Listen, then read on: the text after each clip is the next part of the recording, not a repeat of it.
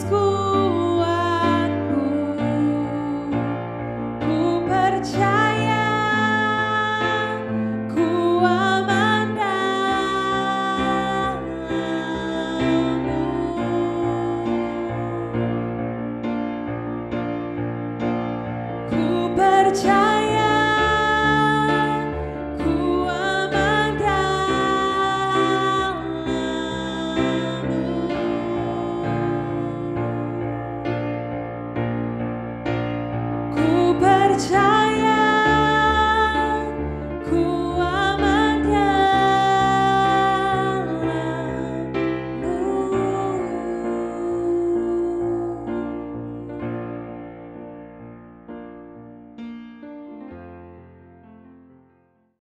Saudara, hari ini kalau saudara mendengar ada seorang yang membangun kerajaan bisnisnya, usahanya mulai dari nol, maka orang itu disebut self-made man. Orang yang mulai dari tidak punya apa-apa dan akhirnya berhasil membangun kerajaan bisnis. Dan orang seperti ini disebut orang yang sukses, orang yang hebat, dan banyak dari kita yang pengen menjadi seperti orang itu. Di dalam Alkitab ada seorang yang keluar dari rumah orang tuanya dengan tidak membawa apa-apa. Dan pada waktu dia kembali lagi puluhan tahun setelah dia keluar dari rumah orang tuanya, dia punya segalanya. Dia punya keluarga yang besar, dia punya harta yang banyak, dia kelihatannya menjadi orang yang hebat. Tetapi perjalanan hidupnya mengajarkan sesuatu yang sangat berbeda dari apa yang dilihat orang di depan. Hari ini saya memberikan judul renungan kita adalah pergumulan dengan Tuhan. Dan tokoh kita pada sore hari ini tidak lain adalah Yakub yang bergumul dengan Tuhan. Saudara, kalau kita mau jujur, sedikit banyak ada kemiripan Yakub dengan kita. Yakub yang ada di Alkitab punya saudara kembar yang namanya Esau, ya. Dan Yakub itu sangat kompetitif, orangnya tidak mau kalah. Bahkan sebelum dia lahir ke dunia, setiap kita tidak pernah punya ingatan tentang bagaimana kita di dalam kandungan ibu kita. Tetapi bahkan sebelum Yakub bisa mengingat apa-apa yang ada di dalam kehidupannya, di dalam kandungan ibunya, dia sudah bergulat dengan Esau, saudaranya di dalam kandungan. Tujuannya supaya dia bisa keluar lebih cepat. Dia sudah mau jadi anak sulung, tapi apa daya saudara, yang keluar duluan bukan Yakub tapi Esau, sehingga Yakub bukan anak sulung. Dan kita tahu struggle, pergumulan Yakub selama dia ada di rumah bapaknya. Dia pengen sekali mendapatkan hak kesulungan, maka dia menjual semangkuk sop kacang kepada Esau yang pada waktu itu begitu lapar dan akhirnya menjual apa yang penting karena kebutuhan sesaat. Kita belajar saudara, prinsip di mana seringkali kita kehilangan apa yang penting karena kita hanya memikirkan apa yang sesaat yang kita butuhkan. Itu kehidupan Esau. Tapi bagaimana dengan Yakub? Yakub tipu saudaranya dan dia tipu bapaknya dan berkolaborasi dengan ibunya. Wow, keluarga yang cukup unik saudara ya. Dan Yakub menjadi seperti Esau untuk mendapatkan berkat bapaknya.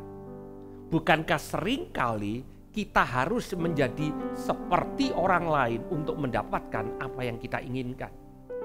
Bahkan itu menjadi mimpi dari beberapa orang. Kalau saja saya bisa seperti orang yang saya kagumi, maka saya bisa mendapatkan apa yang dia dapatkan. Kita kagum dengan pencapaian, kita kagum dengan apa yang dimiliki orang lain, sehingga kita tidak bisa menerima keadaan kita sendiri. Yakub yang tubuhnya tidak berbulu, memakai bulu supaya mendapatkan sesuatu yang dia inginkan. Dia jadi seperti Esau untuk dapatkan berkat. Tetapi saudara, hasil daripada semuanya itu, dia kehilangan tempat di mana dia tinggal. Dia keluar dari rumah orang tuanya. Dan dia harus mengembara berpuluh-puluh tahun. Dan kalau kita melihat sepintas, ini orang hebat karena dia keluar dari rumah bapaknya tanpa membawa apa-apa, saudara. Tetapi akhirnya dia punya 4 orang istri, 12 anak laki-laki dan 1 anak perempuan, kambing domba yang begitu banyak.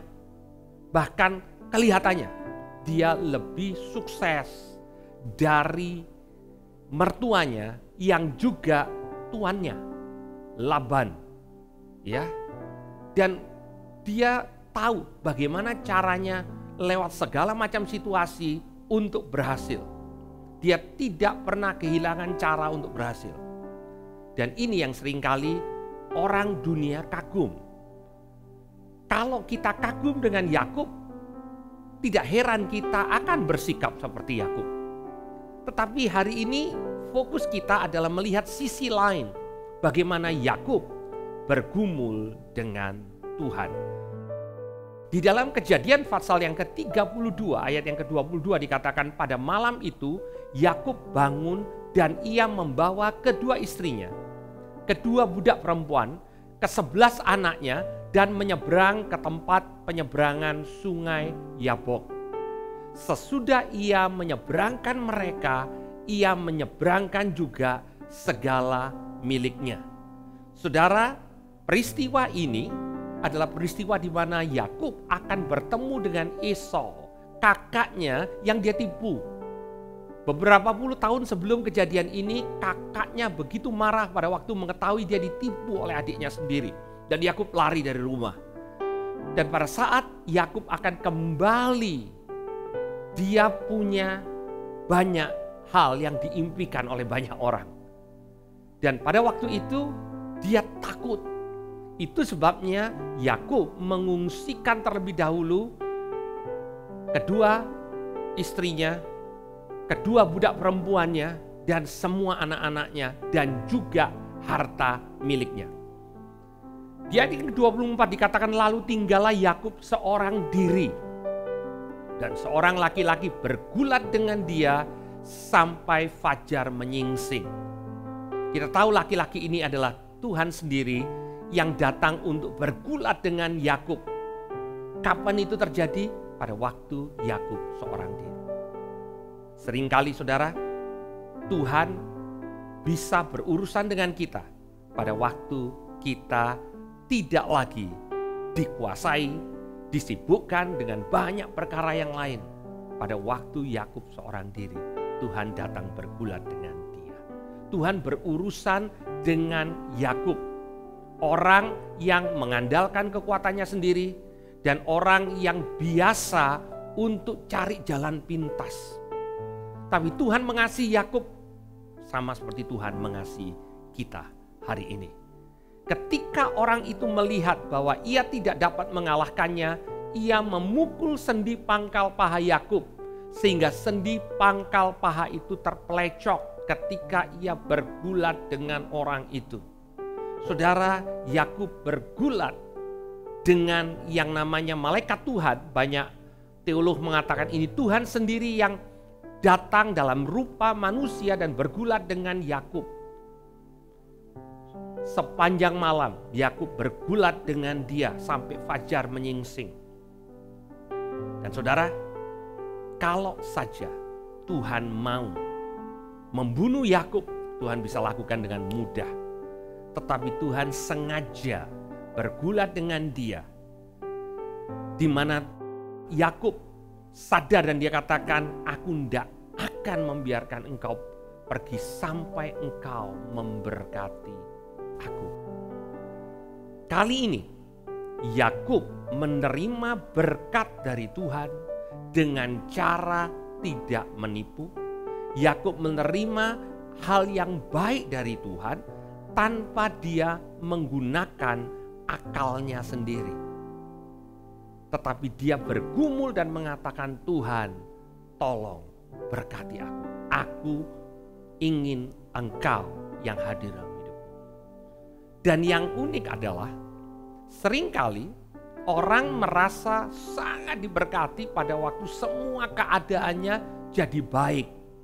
Tetapi perhatikan apa yang terjadi setelah pergumulan Yakub dengan Tuhan. Sesudah Tuhan memberkati dia, apa yang Tuhan lakukan? Tuhan memukul sendi pangkal paha Yakub sehingga pangkal paha itu terpelecok.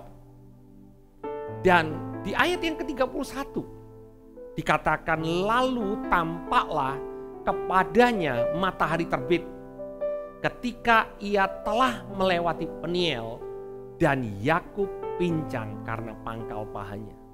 Rupanya apa yang Tuhan lakukan itu menjadi kelemahan permanen buat Yakub.